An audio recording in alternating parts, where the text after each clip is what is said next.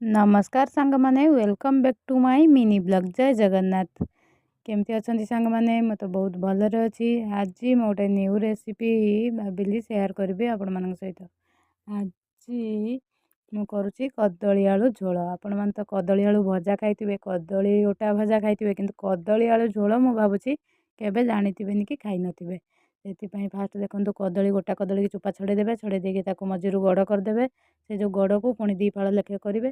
କରିକି ତାକୁ ଭାଜିଦେବେ। ଆଳୁ ମଧ୍ୟ ଚୋପା ଛଡ଼େଇକି ଭାଜିଦେବେ। ଭାଜି ସାରିଲା ପରେ ଯେପରି ସୋରିଷ ମସଲା କରିଦେବେ, ଯେପରି ସୋରିଷ ମସଲା କଷନ୍ତି, ତେଲ ପିଆଜ ମସଲା ଦେଇ ଟମାଟୋ ଦେଇକି ଟିକେ କଷିଦେବେ।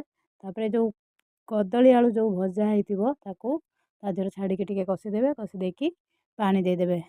ପାଣି ଦେଲା ପରେ ବେଶୀ ପାଣି ରଖିବେନି ସାଙ୍ଗମାନେ, କାହିଁକି ନା କଦଳୀ ଆଳୁ ଝୋଳଟା ବେଶୀ ପାଣି ରଖିଲେ ଟେଷ୍ଟ ଜମା ଆସିବନି। ହାଲକା ଜଷ୍ଟ ସକସକିଆ କରିବେ। ଆଉ ଦେଖିବେ ଢାଙ୍କି ଦେବେ ପାଣି ଦେଇକି। ତାପରେ ଆଳୁ କଦଳୀ ପୁରା ଭଲ ଭାବରେ ସିଝି ଯାଇଥିବ। ସିଝିଗଲା ପରେ ଆପଣମାନଙ୍କର ରେଡ଼ି ହେଇଗଲା କଦଳୀ ଆଳୁ ଝୋଳ। ସାଙ୍ଗମାନେ ମୋ ରେସିପିଟି କିପରି ଲାଗୁଛି କମେଣ୍ଟରେ ନିହାତି ଜଣେଇବେ। ଆଉ ଥରେ ମୋତେ ଟ୍ରାଏ କରିବେ ଘରେ, ନିହାତି ଟ୍ରାଏ କଲେ ଜାଣିପାରିବେ ରେସିପିଟି କିପରି ଲାଗୁଛି। ମୁଁ ତ ବହୁତ ଥର କରେ, ମୋତେ ବହୁତ ଭଲ ଲାଗେ। ଆଉ ଆପଣମାନେ ଥରେ ଟ୍ରାଏ କରନ୍ତୁ। ଟ୍ରାଏ କରିକି ନିହାତି ମୋତେ କମେଣ୍ଟରେ କହିବେ ଯେ କିପରି ଲାଗିଲା। ଆଉ ରହିଲି, ଭିଡ଼ିଓଟି ଯଦି ଭଲ ଲାଗେ ଲାଇକ୍ ସେୟାର କମେଣ୍ଟ କରିବାକୁ ଭୁଲିବେନି। ଜୟ ଜଗନ୍ନାଥ ସାଙ୍ଗମାନେ।